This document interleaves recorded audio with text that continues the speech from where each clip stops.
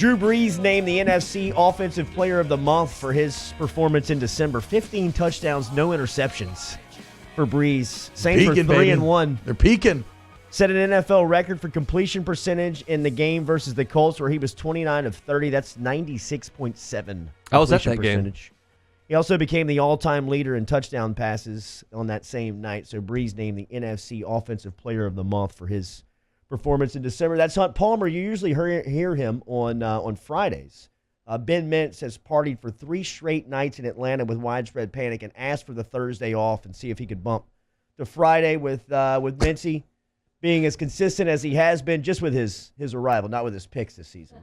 Did he finish above or below 50% right now? I don't want to look. We'll check tomorrow. How do you know I didn't go to 3 straight widespread panic shows? I'd put my life on that. I'd bet my life that you didn't go to 3 straight widespread panic what'd you do for New Year's? Maybe drink some Bud Light? Did you hit a golf course up at all? So there's no golf. Had a party with a bunch of friends, rented out a Shia down in New Orleans. Oh. They didn't have any Bud Lights. They had 3 beers I never heard of, so I had to drink scotch all night. Good. You know how that went. It's casual. Yeah, Just man. rent out Shia. They had 3 actually like good, tasty beers, and Hunt's like, oh, this I've is never heard of pathetic. those. I'm not Jesus. even going to try it. Invite get lost in the mail for the OTB crew? I mean, I was not in charge of the invites. I was like the last person on the list. No, yeah. I got in like mid-December. We get it. Classic. All right, so we'll all be in New Orleans next weekend. Yeah, I'll be there. First time in 3 years. The numbers continue to go up in LSU's favor. I've seen some of the Vegas numbers. Everybody is loading up on LSU. I said on Monday, I started off a little bit of the coverage saying put $1 million on LSU. I mean, you got one game in New Orleans with Joe Burrow as your quarterback in that building to win a national championship with this team. Break the curse. Golly, man, it feels like they're heavy favorites. How do you feel about them here? About a little over a week out. I feel great about the team. Now, I am going to this is going to be something a drum I'll be here for a week, is I was at the game in January of 2004, the Oklahoma game, and LSU had more fans than Oklahoma. Ohio State, it was 50-50. Yep. And Bama had more fans than LSU. So this notion that LSU is going to walk into New Orleans and there's going to be 80% LSU fans is just not the case. LSU have a great contingent there, and it'll be fun, and it'll probably be a little more than 50% this time around, based on everything, but Clemson will have a lot of people in there. So it's not going to be a home field advantage, but LSU's really good. And I haven't dove as far into Clemson as I will. I started last night. I just put on a T. Higgins highlight tape.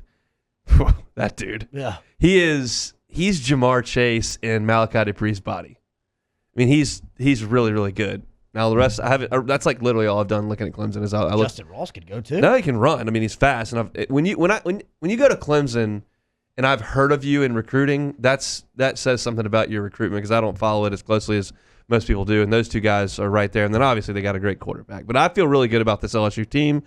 I just don't think there is a college football team that can stop them on offense. If you're going to beat them, you're going to have to outscore them. I think Clemson's probably pretty aware of that, and Brent Venables will get a lot of pub over the next 10 days or whatever it is. He won't stop LSU. You just can't do it. I thought Cody Worsham did such a great job with some of the film work thing he did on Twitter. And he just showed LSU the first play of the game. And for a guy who doesn't know anything about X's and O's in football, he goes, watch Burrow. It's a run-pass option. He sticks the ball in Chris Curry's stomach, but he's looking at Thad Moss and the outside linebacker. The outside linebacker takes a step up. Moss runs it out, and he's wide open. If he goes with Moss, he's just going to hand it off. And you just watch Burrow's eyes, and he looks at the guy, and the linebacker takes one step forward, and Burrow flips it out route for 12 yards. That's how easy LSU has made this offense look, and they're just going to run through everybody they play. It's just a matter of can anybody outscore them. Speaking of the offense, he faked the give to Chris Curry. Were you surprised to see Curry get the start? I was. I mean, it's pretty obvious in everything that we talked about, everything I wrote. I mean, we thought Ty Davis Price would be the guy. But I thought that everyone who was saying, well, I think this is John Emery's breakout game, it's like they've pretty much shown you that ain't the case. Like, he's part of the program. He's way down the line. They don't trust him, and they're not going to use him very much at all this season. But I thought that Curry ran hard. I thought he was in the right place.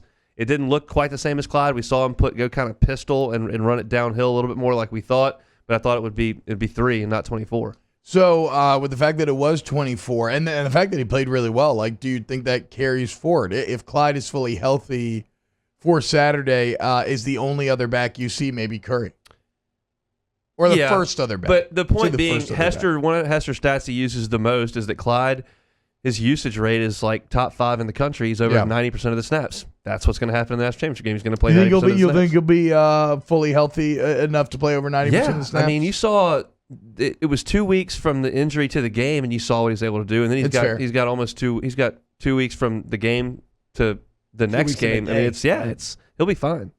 Yeah, now what about defensively? Clemson, to me, as good as the defense is, and Venables and everybody, I'm with y'all, right? It goes back to what O said. Like, it's never about the other team. It's always about the Tigers. Like, that's how good this offense is. I've seen against the best defenses. I don't care who you are. You're not stopping them. The other side of the ball is a bit more interesting, and Clemson has some absolute weapons. LSU's defense seems to be peaking right now. What's your kind of early read on how that matchup plays out? LSU's defense is playing as well as it has all year, but there's still big plays to be had against LSU's defense. I mean, Georgia just missed all of them, and Jalen Hurts is just not a great passer and wasn't able to hurt LSU. But there are plays to be made down the field against LSU, and that's a concern and something that they've got to guard against, and you've got to hope that Fulton and Stingley play their best games, but realize that that's just 2 guys they're covering, and there are more in routes. And if they get guys matched up on Stevens, if Vincent's been susceptible to some plays this year, that's where LSU's got to take some things away from Clemson or hope that they miss some shots. How much does Divinity help him? A little bit. Now, when he left, it was a huge blow. But Marcel Brooks has come on and really made some great plays. And Chason finally was all over the place. I mean, he's been really good against the run all year. But in terms of just a straight one-on-one pass rush, it hasn't been as dominant as maybe we anticipated, fair or not. But, man, he was good early in the game against Oklahoma. Hunt, the return to New Orleans. 8 years later. 8 years removed from the most disappointing day in program history. How are you feeling about just returning to that stadium and doing this thing again? I feel great about it. There's no other stadium I'd rather play in.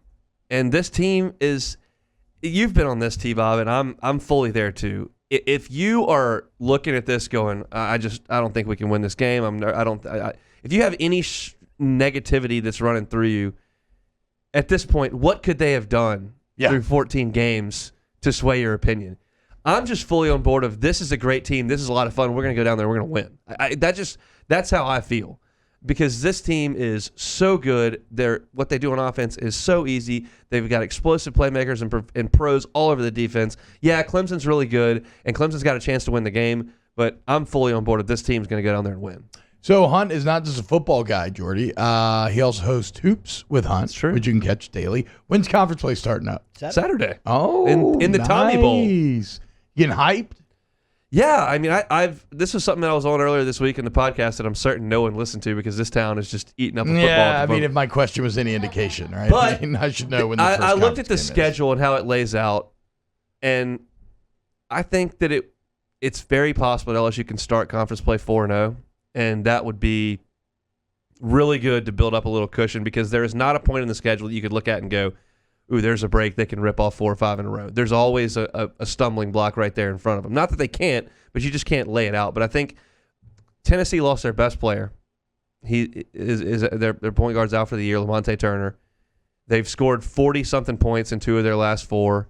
They're not very good. You go there and you play. Then you got a couple of home games, Arkansas and I believe Mississippi State.